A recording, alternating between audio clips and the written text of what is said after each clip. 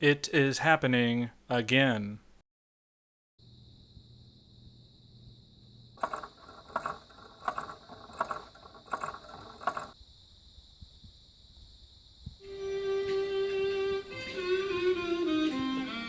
T, lay down. L, E, la, cruise. Let's you burn together. Look. Huh? Let's look. Burn you. I'm not following you. Burn this suit. Burn this you. Burn this suit. Burn this you. Burn this suit. Burn this you.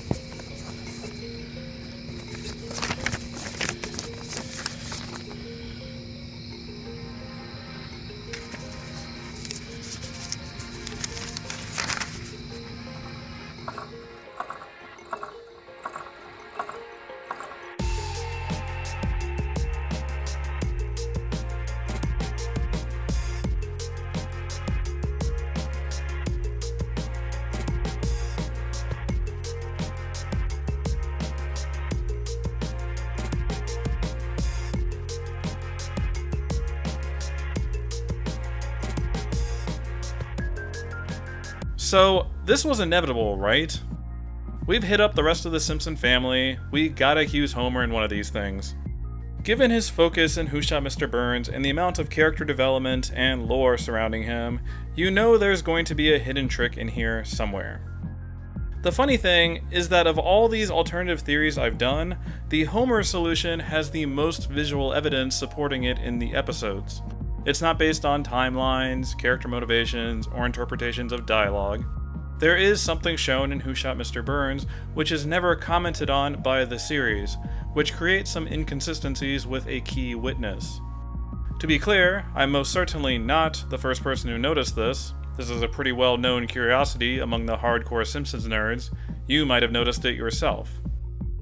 In the episode Homie the Clown, we get a good look at what Homer looks like in clown makeup, what the key visual differences between the two of them are. Very noticeably, Homer does not use the top tuft of hair. Homer also does not have the wrinkles around his eyes, like Krusty does. In addition, they deliberately designed the nose of each character differently. Krusty has a completely round nose, like a round ball is covering it, whereas Homer painted his nose red. The red nose is connected to the rest of his face. All these differences are consistent throughout the episode. So, at the end of Who Shot Mr. Burns, when they gather at the sundial and the camera pans across the suspects, why is Homer dressed up like Krusty the Clown? No, really, look at that nose. This is not the same character design as the Krusty we saw moments ago. The round nose is disconnected from the face, the sagging eyes, the fact that the real Krusty isn't wearing his bow tie. Sure, unlike in Homie the Clown earlier, this sundial version has 3 tufts of Krusty hair. But, generally speaking, this is how they draw Homer dressed up like Krusty. This is not how they normally draw Krusty himself. The nose and lack of wrinkles especially are all wrong. So what's the deal? Why did Homer change into his Krusty getup? Funnily enough, Who Shot Mr. Burns actually demonstrates why he would do that. At least it does in part 2. Homer dons his Krusty disguise for the same reason Principal Skinner brought one of his own. Because he wanted to ambush Mr. Burns after the meeting and didn't want to risk being identified by someone else. Except Homer didn't bring a gun. Or his mother's makeup bag by mistake. Now, unlike other theories, we don't need to do a scene-by-scene breakdown. We all know Homer's motivations for wanting to shoot Mr. Burns. It's pretty front and center in the episodes. We even see Homer attack Mr. Burns once already, getting dragged away by security in the process. The problem, at least from Homer's perspective, is that if he wants to attack him a second time, there's a chance Mr. Burns would see his face and flee, or make a giant commotion in the process. Remember, Homer's identity crisis is all centered around the fact that Mr. Burns can't remember his name. He does recognize Homer's face as someone who works at the plant, it's just he doesn't remember the concept of Homer Simpson as a person. Ambushing him as Krusty the Clown would be much safer and easier to pull off. Who would be afraid of a clown? Okay, bad example. The other question is, why a Krusty the Clown disguise? Why not just wear a mask or something? Well, first of all, Homer remembers his experiences going through clown college. It was only like 10 episodes ago. He still has the makeup and clothes and stuff. He remembers that when he paraded around town, pretending to be Krusty, no one saw through his disguise, even without changing his voice. When taking inventory of possibilities, this would obviously be an option. Secondly, Homer has personally witnessed someone dressing up like Krusty to commit a crime. Homer was a key witness when Sideshow Bob robbed the Quickie Mart in Season 1. From a psychological standpoint, the concept of dressing up like Krusty to commit a crime is already somewhere in his head. He's seen it happen once, he has a Krusty disguise ready to go. I mean, what else does he need to convince him to do it? A billboard? The trickiest part of this theory is the timing of the costume change. It's crazy to think that the town hall meeting could end, Homer could change into his costume, and shoot Mr. Burns all before the clock strikes 3. That doesn't seem doable. The thing is, as unbelievable as that sounds, we have visual evidence that this is possible. By the time everyone approaches the sundial, the costume change is complete. There he is, it's done. It's less of a question of whether Homer could achieve it, it's more about wrapping our minds around how. There are a few explanations. 1, that Homer is extremely fast. 2, he had an accomplice help him change, like Bart or somebody. Or 3, this time period is slightly longer than we would expect. Maybe it's a combination of these things. There is some evidence for option 3, that several minutes passed right here. Smithers says he left the town hall meeting early to watch Pardon My Zinger, and we see in his flashback that he's well on his way around 2:55. However, Smithers is incorrect that he left the meeting early. This is something Part 2 actually gets wrong. We clearly see him slink away when Lunch Lady Doris comments on eternal darkness. So if he walked for a couple minutes to get out of the vicinity, then looked at his watch, we could be looking at a window of about 7 or 8 minutes total. Still pretty tight, admittedly, but it helps explain how we get this version of Krusty by 3 p.m. Unlike everyone stroking guns at the meeting, Homer did not actually bring a weapon. At least not one that we can see. This is pretty consistent with Homer's characterization, who has mostly stuck to a more brutish form of violence in the series. We've seen him strangling Bart on many occasions, obviously. But even all of his run-ins with Mr. Burns specifically, it's always Homer taking a swing at him with his fists. Look at him in Season 7. Look at him in Season 8. Look at him earlier in the episode. Even the Simpsons arcade game knew what's up. So here's how the crime went down. The town hall meeting ends, Homer goes to get his Krusty gear. Quickly applies the makeup, changes clothes, possibly with Bart's help. Then he goes to find Mr. Burns. He finds him back in the parking lot fighting with Maggie over a piece of candy. Homer's paternal instinct takes over, he joins the struggle. You might say he did it for her. He gets a hold of Burns' gun and shoots him. Not knowing what to do with the gun, he tosses it into the car. Homer, still in the general area, goes to the sundial with everyone else. It would be super weird if someone notices Krusty walking away after a shooting. So he gives Stupid Flanders a suspicious look. Part 1 complete. Here's where we need to talk about what the real Krusty the Clown was doing at the time. He actually shows up very, very late into Who Shot Mr. Burns Part 1, suddenly arriving after the town hall meeting. He was in Reno for 6 weeks and missed everything. He even missed his chance to have a motive to commit this crime. Now, we don't know if Homer knew Krusty was out of town when he concocted his scheme. It's honestly quite a coincidence Krusty shows up when he did. The more important thing to consider is what Krusty did after the meeting. There's kind of a weird inconsistency implied in the actual timeline of Who Shot Mr. Burns. The reason why Smithers gets cleared of the crime is because he repeats a joke about Madonna he heard on Pardon My Zinger, a joke that Krusty also stole. Sideshow Mel observes that Smithers must have seen the show too. The weird thing is, if Smithers has to be innocent because he saw the Madonna joke, and Krusty saw the joke so he could steal it, then Krusty couldn't have been standing at the sundial at 3 p.m. Obviously, there are explanations for this. Even though Krusty was in Reno, he could have gotten an assistant to tape it before he returns. Maybe the Madonna joke showed up toward the end of Pardon My Zinger. The whole thing is just strange because Smithers doesn't really have an alibi if the joke came in at 3:30, for example. Sideshow Mel's logic wouldn't have made sense. Smithers could have shot Mr. Burns, returned home, and then saw the joke. The logic of the alibi, at least the way Sideshow Mel describes it, suggests that he, Krusty, and Smithers were all watching TV at 3 p.m. when the joke happened. Just another thing to suggest there were two different Krustys wandering around that night. Homer's role in Who Shot Mr. Burns Part 2 is pretty straightforward, especially toward the beginning. He strongly overreacts to Lisa reminding him how berserk he went over Mr. Burns not remembering his name. Later, Lisa comments that it's always some deranged lunatic who did it for no reason, and the family gives him a look. Homer gets offended by this and says, "Hey, I had a damn good reason. He could never remember my name." Then they show the flashback of Homer attacking Mr. Burns. The actual wording of this exchange is pretty interesting. The generally accepted interpretation is that even though Lisa is referring to the specific person who did it, Homer is speaking more hypothetically. That, if he did it, he actually would have a good reason. Homer does not actually use any hypothetical language though. He literally says he had a damn good reason for being the shooter. A slip of the tongue, perhaps? Since Mr. Burns is still alive, we could just say Homer is a bit rattled about whether his contingency plan will work. What happens next is probably the silliest, most insane part of this theory. You have been warned. Let's take a moment and look at this episode from Homer's point of view.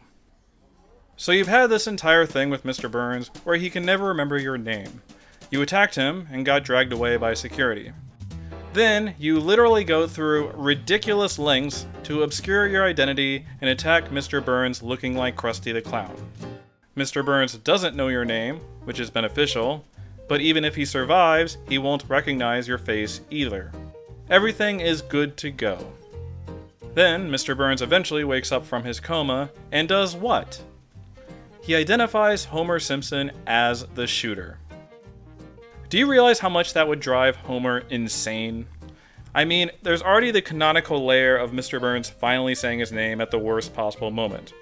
We all get the joke here, that's pretty rage-inducing already. But when given the idea of Homer taking measures to not have his face recognized, and then that's the moment Mr. Burns seems to recognize him, well, I probably would have had the same reaction as Homer. Mr. Burns mistakenly accuses Homer of the crime when Homer actually did the crime all along. That's ridiculous. So anyway, the police arrest Homer and find the gun left under the seat of his car. This is extremely sloppy of Homer not to actually get rid of it. I'm prescribing this to either Homer just not knowing what to do with it yet, or he was just being careless and stupid. Careless and stupid is always an option in Homer's characterization. For the purpose of this solution, we don't necessarily need Lisa's theorized flashback to be what actually happened. The fingerprints are already on the gun. But considering Homer has the candy at the conclusion, we'll assume it still did happen. Good job, Lisa.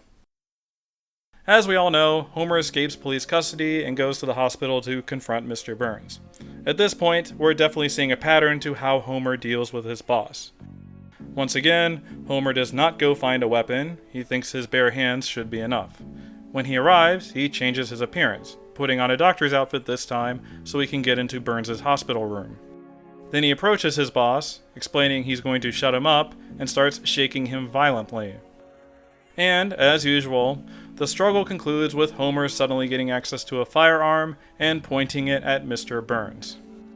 The ending of this episode mirrors the original shooting. Homer's original plan, the costume change, sudden access to a gun. It is happening again. Then Mr. Burns snaps out of his funk, and here is the moment of truth. Here is the moment Mr. Burns accuses Krusty the Clown, and we move on to Krusty Gets Busted Part 2. But, much to Homer's surprise, Mr. Burns accuses Maggie of the shooting. Maggie, really? Here's the final challenge for this solution. The biggest obstacle for all these silly alternative theories. Why did Mr. Burns accuse Maggie instead of, in this case, Krusty the Clown? For this, Lisa gave us the answer earlier in part 2. Mr. Burns is the richest man in town. Maybe it's about money.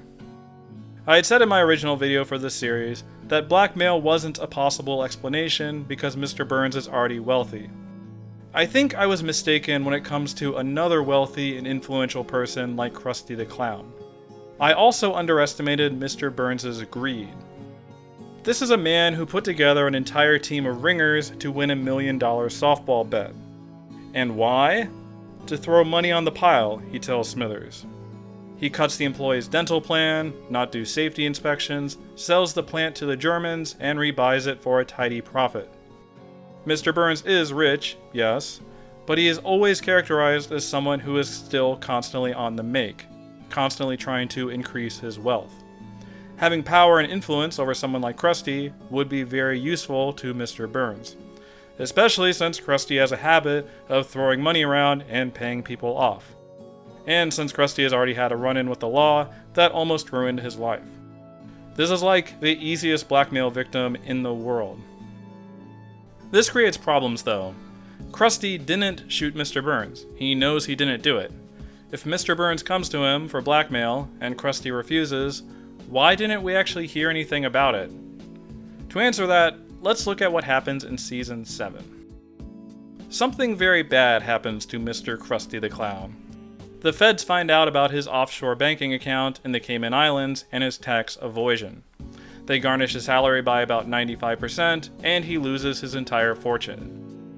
This is all while, presumably, Mr. Burns is pestering him for blackmail money. So, faced with all of this, Krusty opts to fake his death and become Roy B. Bellows. Mr. Burns is basically out of luck at this point. There's no profit to be had. Now granted, Krusty is convinced to return to his life and scores a nice little insurance fraud windfall, so Mr. Burns could have tried blackmailing him again. But at this point, if Krusty continues denying it, there's not a lot Mr. Burns can really go to the police with. He's already accused Homer, he's already accused Maggie. What, is he gonna go to the police several months later with a new story now? Come on. It's even possible Krusty just pays Mr. Burns off with his insurance money to avoid being put on trial again. So Homer gets away with his crime. Eventually. But much later, he does admit to shooting Mr. Burns, interestingly enough. There's a joke in Season 18's Revenge is a Dish Best Served 3 Times, where Homer says he plans to pin something on the rich Texan, just like that time he shot Mr. Burns and pinned it on Maggie. See, even the show supports the Homer theory. Seriously though, that pretty much wraps up this theory. Homer Simpson shot Mr. Burns. At this point, I've made 6 different videos for this series by now, with 5 different alternative solutions. All Simpson family members, funnily enough. That Simpsons DNA sure is potent. I think all the solutions have their pros and cons. Obviously, none of them are perfect. The Homer solution is arguably the most speculative regarding why Mr. Burns accuses Maggie, but it's also the solution with the most visual evidence. Something weird is definitely going on right here. Something like the Marge solution is the opposite, where the motivations all line up perfectly, but literally everything happens off-screen. The main thing I hope people take away from these videos is the recognition of how much the writers and animators packed into Who Shot Mr. Burns, where they came up with a tapestry of so many ideas, so many interested parties and suspects, that you could visualize a lot of them being the culprit. That's the sign of a compelling mystery, and they certainly succeeded at it. At the very, very beginning of this video series, I emphasized that this analysis was just for fun, and exists as a new way to rewatch the episodes. So if people did get another layer of enjoyment out of Who Shot Mr. Burns, then I'm happy with the outcome.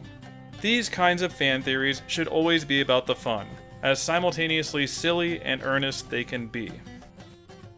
It's certainly possible that some beautiful theory is out there that I didn't think of.